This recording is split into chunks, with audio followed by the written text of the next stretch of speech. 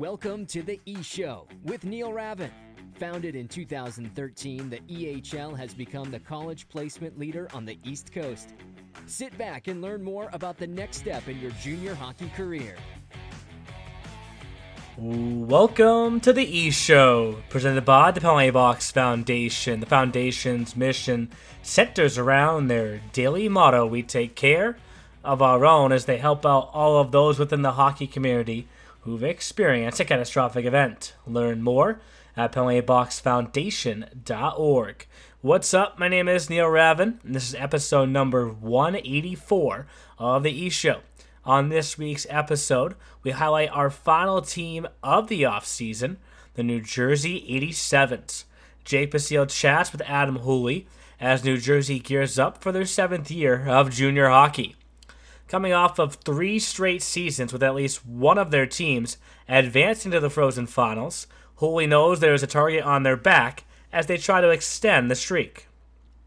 What's also notable about the streak is that they've won a league championship in each of the past 3 seasons, winning it all in the EHLP twice and the EHL once. Coming out of the South Division is not something that is easily attainable, and Houli is looking forward to taking that challenge head-on once again this year. Hello, E-Show, and welcome into our final installment of the Coach's Corner Chat. To finish off a summer of great conversations, we are joined by New Jersey 87's head coach and GM, Adam Houli. Coach Houli has been collecting hardware these past 3 seasons, winning an EHL title in 2022 and 2 EHLP championships, including one this past season. Prior to his coaching career, Houli was an accomplished collegiate athlete at Trinity College. Coach, thanks for taking the time to be with us today. Yeah, of course, Jake. Proud to be on and excited to be on. I know hockey's right around the corner, so it's always exciting. Yeah, we are closing in, and that is exciting. And it's been an exciting 3 seasons for the 87s. Every year there's been a big ending. 3 championships, 40 commitments. So is the 87's way becoming a proven method for you guys?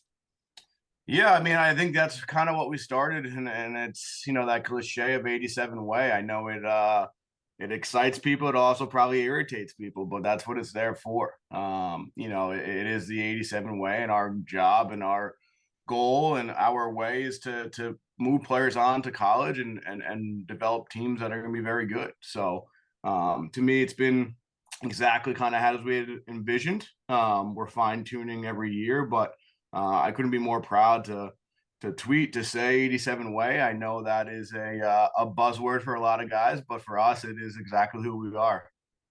And do you think this success has made any other part of the program easier, whether it be, finding players during recruiting season or getting guys to buy in right at the start? Yeah, I mean, I think that's always, winning and being a strong program inherently is always going to make those things a little bit easier. But in this day and age, it's hard. Recruiting's hard. Our league is very good and our coaches are very good. And it's something I've always talked about. And you're seeing more and more players get recruited. So to get that player is becoming difficult. But I think, again, if you just stay with what you know and know who you are as a program, that always outshines everything else. I know when we recruit a player and if he's being recruited in our league, the very first thing I'll say is no matter what happens here, just stay in the league that you're in right now where we are, right? You're in the right spot. You're looking at the right spot. And then obviously, your biases come in and say, well, why you feel you're a little bit better spot than those around. But I think every coach has been really good at recruiting. And I think for us winning and doing well over these last couple of years, I think the only thing that's been easier is just at the end of the season, ordering rings, right? That's the easiest part because you won. Everything else is hard work and trying to get yourself into a good position. Yeah. So speaking of those rings, there is a potential for a pattern to form. The EHLP title in 21, EHL title 22, another EHLP title in 23. So what are your thoughts on the odds you guys have for 2024? It's a great question. I mean, for us, it's all about preparation. I know we're going to be prepared going into this year. We want to be a club that is in Providence, in Frozen Finals at both levels next year. I think that's a fair goal amongst everybody. But for us and our club, that is the expectation. But it's difficult. It's difficult to get there. But looking at it as the odds say, for us, we want to do that. We want to be the first club. I'll say it out loud. We want to be the first club to win at both levels in the same year. We want to be an EHL champion. We want to be an EHLP champion in the same year. And that is our goal every year. And I think that kind of sets it up for you get to that point. That means you've had a great year as a team, which means players have had a great year, which means commitment. So I think the winning part is just the culmination of having a great year. So to be a champion at both levels means we've had a heck of a year. Definitely. And you mentioned the word commitments, and the 87s have certainly pulled their weight in terms of championships, and then even more so at the commitment level. I mean, amongst the top teams in the league over the past 3 seasons, do you think there's something unique in what you guys do to prepare players for the next level? I don't know if there's something that we do that is anything different than probably any other program. I think it's just our testament and our commitment to holding each other to those standards. For us, when you get here in September, the bar is immediately set high. We don't wait for the bar to be set. The bar is already set high, and there's an expectation that when you get to camp, you're already at a level, both physically, mentally, that is going to be high, right? And then that level increases. So, we don't wait for training camp to kind of just get a feel for each other. We're a feel for our team. I think our staff does a great job of identifying what kind of team we're going to be ahead of time. And then we will culminate that in training camp. And then it just kind of spreads as you go. And I think, from how we interact with our players, the expectations that they're here for, the experience they have of living on their own, living amongst each other, the locker room experience, the gym experience. I think we just set it up and build it upon what they're going to expect at the college level. And that's why you've seen a lot of successful 87s in college, because it's just another year for them, right? They're not kind of adjusting to anything different. And I think that's what we've really excelled at. Our practice schedule is based on a college schedule, right? I take a lot from my time at Trinity, and how we practice and how we did things is kind of how we do things here. And I think it just sets them up for that. So when you get to school and you're balancing your social life, your academic life, you're used to that already. You've already done that here in New Jersey, and have done well with it. So you're going to be hitting the ground running. So I think that's kind of what has made our players successful at the next level and really kind of prepared them for that next level. Our conversations with them, our office is pretty open, and we have guys in and out throughout the week, and we're very honest with them, where they stand, where they fit. They can see where we're always kind of grading them, always kind of, evaluating them from different angles, not just me, because I know my wife would say the same thing, is I could be stubborn sometimes, right? I could be hard headed, and it's important to surround yourself with people that are going to see things you might not see. So I think our staff has done a great job of all being different, all liking different things, and kind of culminating in really developing the player, because, I may want to see one thing, but another coach may want to see another. And if you have that coming at you, you're going to be the best player you can possibly be, because everyone's looking for something. So I think that's what has them prepared for the next level.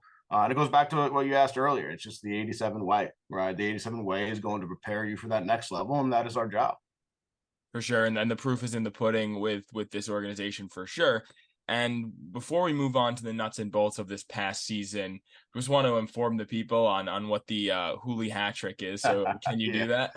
Yeah. So, that started with the EHL championship. Winning the championship there was a special moment for the club.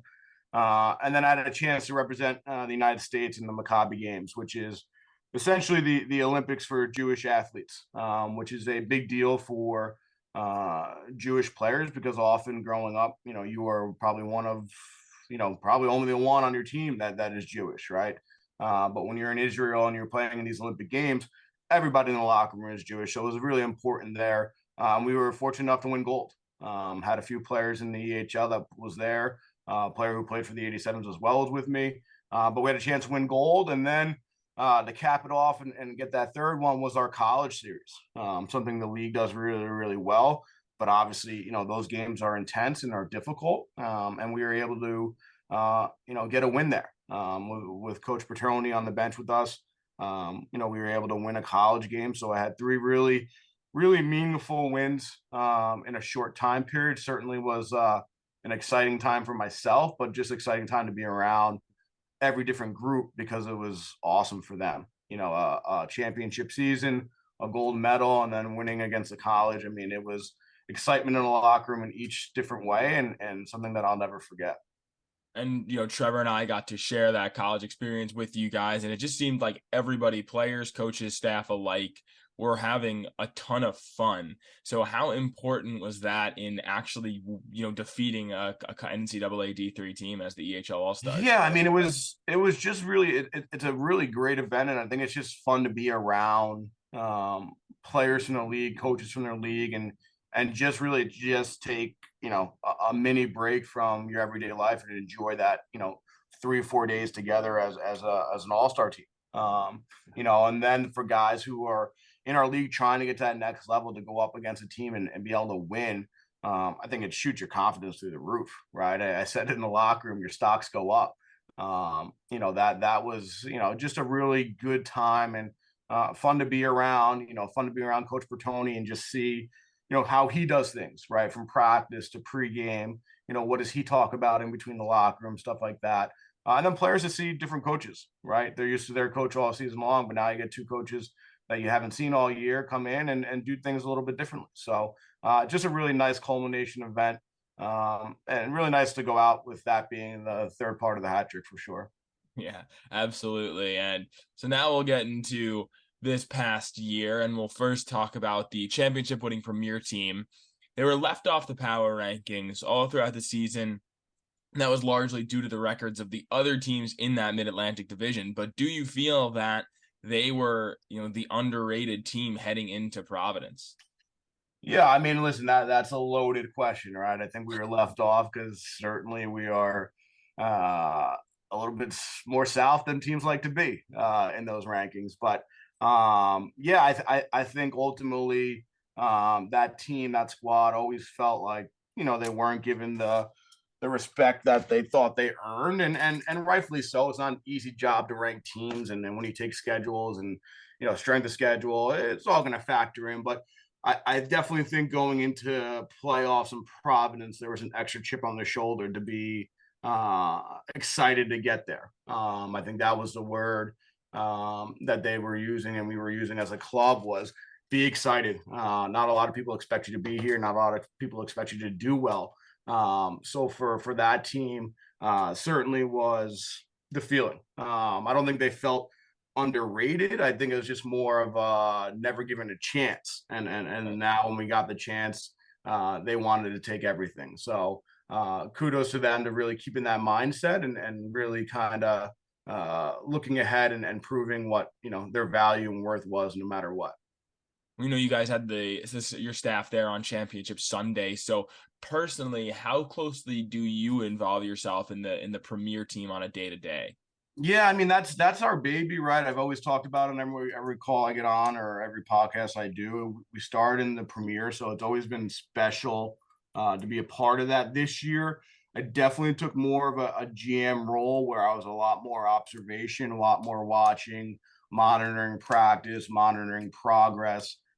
We have a really, some really good prospects there. So from that standpoint, it was more of me taking more of an official GM role, right? Really not on the bench, not on the ice, kind of just building a team that I thought can be a championship contender, but also looking ahead to see what players can move up and get a chance at the EHL. So that was kind of the role that I took. And when we got to playoffs, and our EHL team had gotten knocked out, nothing was going to change. That team had been with Coach Cano and Coach Pape the entire year. I wasn't going to rattle the boat. I'm not one that has to be on the bench as much as I love being on the bench. It was nice to be from the top and kind of have the nerve feelings from that, right? You can't control anything from the press box. We had the radios. We were at Providence prepared and being on that side of it was really fun to be a part of as well. Kind of expanded my role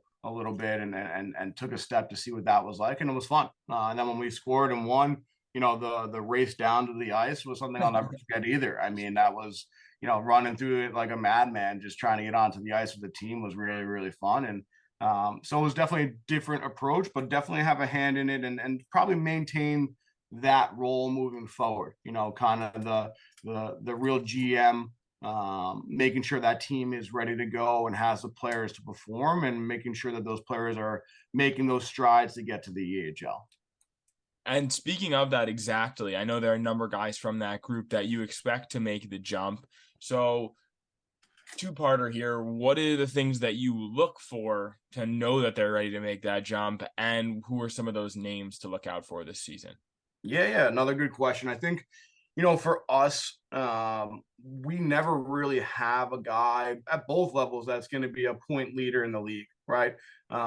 We never really have that kind of type of player, and it's great when we have guys that are up there, but we don't usually have those. And I think even at the premier level, what excited me about that team is we had a lot of good players. We didn't have a player who was constantly being talked about in the league or constantly being picked at fantasy. We just had a lot of good players, and to me, that is what is going to be the easier part for them to transition to the EHL. Because when they get to the EHL, they're going to be that role player. They're going to be a player who's got to know what the job is and just simply get the job done. Obviously, we would love for the translation if you're a goal scorer at the premier level to be a goal scorer at the EHL level.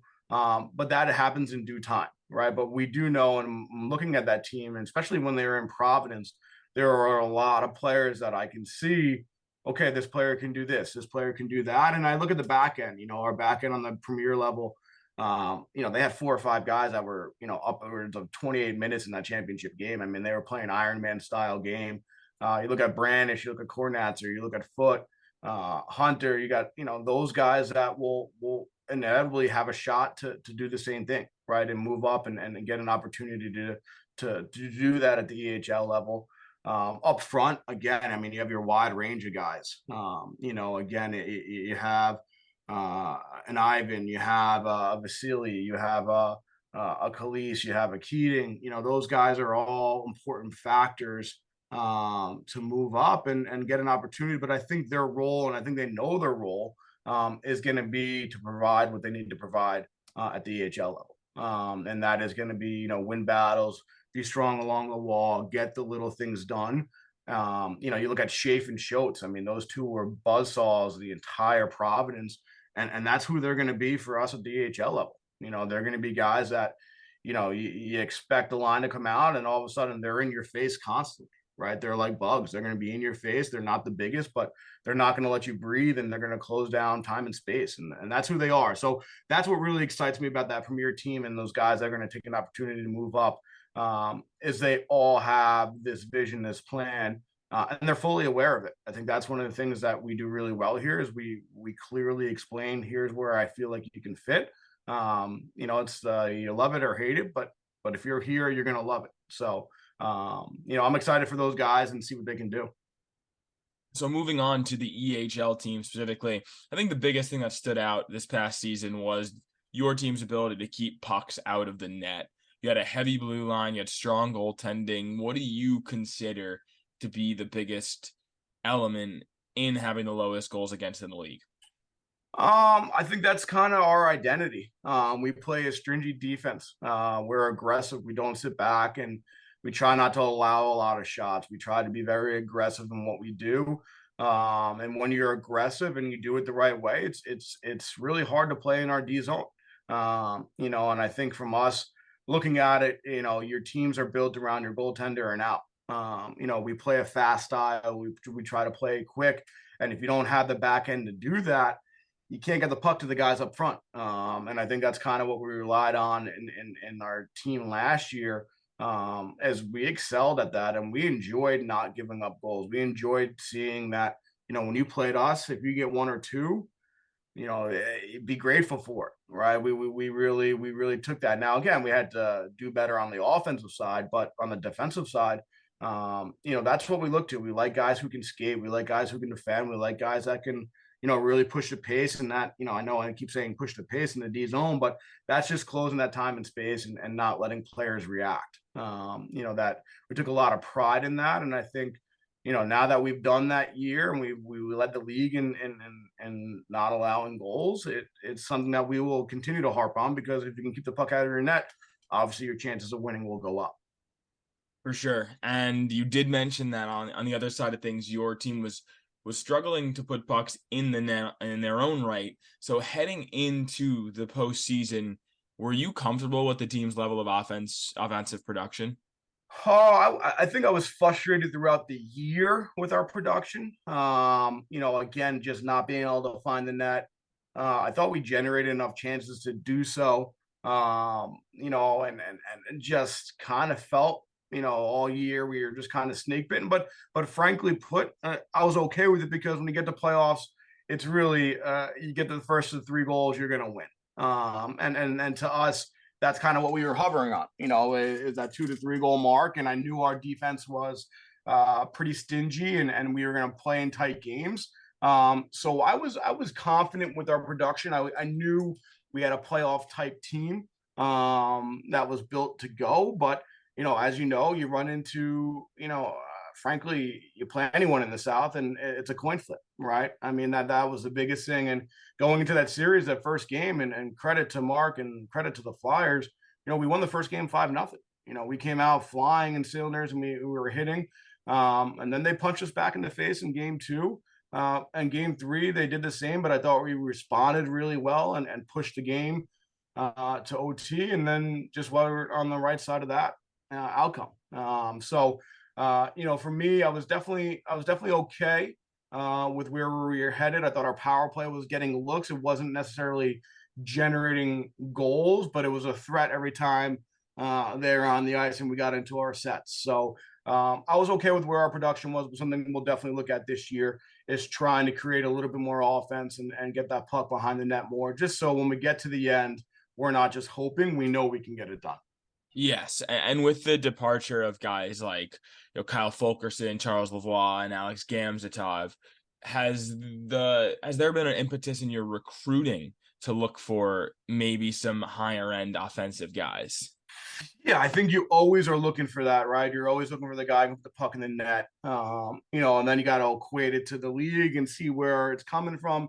This year, I think what I like about my recruiting class is we have a lot of guys that are true to what we are, right? I think we're going to be an excellent skating 200-foot team that, we're going to play that old school kind of pound and ground type football mentality, right? We're going to wear teams out, try to wear them out, and hopefully when they are at that point, that's when we're going to start putting the puck in the net. Obviously, you want to have a 25-goal scorer, a 30-goal scorer. Do I have that at the moment? I don't know, to be honest, but it doesn't worry me. I love what we have coming in. I think we're going to have that true style that we love, and that style that we won with was playing up and down goal line to goal line hockey. And that's what excites me about it. But obviously, when you lose those guys, you lose those point totals. All it does is create opportunity for somebody else, right? And now they can step in and define who they want to be. So I'm excited. I'm excited for training camp to see the names and everyone come together here and see where we're at. But for us, the emphasis this year on the recruiting side was we need skaters, we need guys who are going to compete. And I'm hopeful, and I know our staff will give you everything else. Sure, definitely. And over from a player standpoint, when over half the team's games are decided by one goal, true to that kind of 87's identity, how valuable is the experience of those tight, gritty games in preparing for the next level? Yeah, I mean, I think that's everything. I think, that's, I'm sure we'll get to that in the next couple of questions, but that is what the South was about. Playing in these 1-goal games, playing in a coin flip every night, and playing each other a tremendous amount of times, right? I mean, I think we averaged 6 or 7 times that we played each team, and every of those games were a dogfight. And I think that just extends to the next level because you're used to playing in high pressure situations, right? Not only is it a goal game difference, but it's also 2 points in the standings that can affect whether you're in first or third, right? So every game, every puck drop, every battle really kind of had a meaning behind it. And I think that only prepares guys because when they get to college, the coach is going to understand that this guy knows how to play in a situation. He's been doing it for a year. He went through a year of, like you said, over half our games are at 1 goal. All right. So I think that player is going to be battle tested and ready. And I think looking at it now, That's what we want it to be, right? We want those games. I love what the South is doing. I love where we're headed. I think we're, again, I'll openly say it. I think we're underrated. I think we're not given what we should, but that's, what makes us the South. I think, everyone above us is, I get it, but I don't think anybody wants to see a team in the South, um, you know, certainly looking at it from that standpoint. Yeah, and in terms of the South, you guys play, like you said, more divisional games than any other team. And this past season, this was the most even division. First to last was divided by the least amount. So, do you think that familiarity is what breeds that parity in the South Division? Yeah, I mean, listen, I think it's exactly that. I mean, it's we know each other. The coaches know each other. Coaches get along for the most part. We all know each other's styles. We all know what to expect that team is going to play with, right? Like Mark, he's a high flying offensive team. They're always going to play and move pucks and play with speed. Josh has got a team that's always going to be, hardworking, and they're going to play for their coach, right? They always play very hard all the way through. I expect the same with the Bears and Jason coming in and doing well. And you look at the Huntsmen; they got a great organization. They're doing well. They're going to play with a lot of passion there and do well. And again, Philly Hockey Club, same idea. Kind of new kids on the block, but had a great first year. And I think it's just everyone kind of knowing what to expect on a day in and day out basis now pushes you to be good, right? You can't afford to have 2 or 3 bad practices in a week and then go play Maryland and Little Flyers and expect to be successful, right? I think that's the nuts and bolts of it, and that's what really drives, I think, all the staffs to do really well and prepare well. Even though we will say, I mean, it goes as far as our bus trips. Our teams have to put on 2 teams to go up north to play in a showcase. We got to come back and deal with sickness on the bus because we've traveled for 4.5 hours, 5 hours, get back to practice and play a divisional game 2 days later. All those little things I think add up to what make the South so difficult to play in. And then, in the end, we always do pretty well for what we can. We've been battling each other all year. It's a dogfight to the end. And I think we wear our colors pretty well. And we're all supportive of each other and what we're trying to do. Absolutely. And to look ahead to this upcoming season, you guys will have 3 blue liners back in Anthony Mara, Blake Dustin, and Zach Garnsey, in addition to goaltender Kyle Spann. So is that, the indication to you that it'll be similar to last year in terms of the way you guys are able to defend and keep pucks out? Yeah, I think that's going to be the expectation. For us is to build off what we built last year with guys like that coming back, especially in net with Kyle. Building from that outcome. We have a good influx of champions stepping in from our premier team, and we have a good recruiting class coming in that is excited to be a part of 87 Way. So I think that's going to be our expectation. Is we want to play very tight, stingy D, and make sure that we are getting better every month. Making sure we don't get stagnant. That will be the goal, but it starts with that back end and making sure we know who we are as a team. We know our identity, and that is our job in training camp to make sure that everybody is in the right spot on the bus, right? Everybody gets on the bus, but put the guys in the right spot. And now you're going to have a successful team built off that. And also a part of this, the upcoming team will be a new staffer in Jack Lane, a former 87 in the organization. So how special is it for you to have a former player coaching alongside you? Yeah, I mean, that's kind of, everyone always says that, right? That's what it's about. It's about the guys that you can make impacts on. Jack's he's an OG. He's an original 87. He's a guy that's at my house, quite a bit. He's part of my family. He's, part of our coaching family now. So to have him on staff and, kind of have him be a part of it and to have the guys see him be a part of staff and be able to relay and use him as a resource, it's going to be tremendous for us. So I'm super excited, and I expect, hopefully over the next couple of years, we continue to have players that have been in our past and that they want to be back and they want to get into this avenue of work, because then it means that they were impacted, and that's what we're here to do. We're here to impact players on and off the ice and make sure that we're developing them into great young men. For sure. And the last big thing to really look forward to, Coach, is 4 jerseys for the upcoming season. I wonder if that's the most in the league, but which one are you most excited to see on the ice? It's a great question. I got to correct you there. It's actually going to be 5 jerseys we'll have this Whoa. year. We added one that the guys don't know about. Our 5th year in the EHL, and we just felt like we wanted to add something a little bit different. So we'll have 5 jerseys. We'll be the Oregon of the EHL. We'll have a different combination pretty much every day if we wanted to. But the New Jersey, which I'm hopeful we'll wear in our first game, is the one I'm probably most excited about. One that I spent some time on, and there's some meaning behind it. So that is one I'm really excited for, and happy that the guys will be excited, and hopefully they will. When they hear this, probably ask me 1,000 questions to see it, but they won't see it until they walk into the locker room that day. So that's the jersey I'm excited about. We'll certainly tweet it out for you, Jake, when we do it, so you know this is the one we were talking about.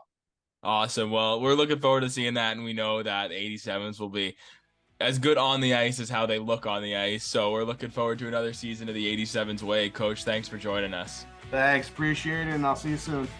Thanks for listening to The E-Show. Learn more at easternhockeyleague.org and follow us on Facebook, Twitter, Instagram, and YouTube. Also, be sure to subscribe and get notified when next week's podcast is released.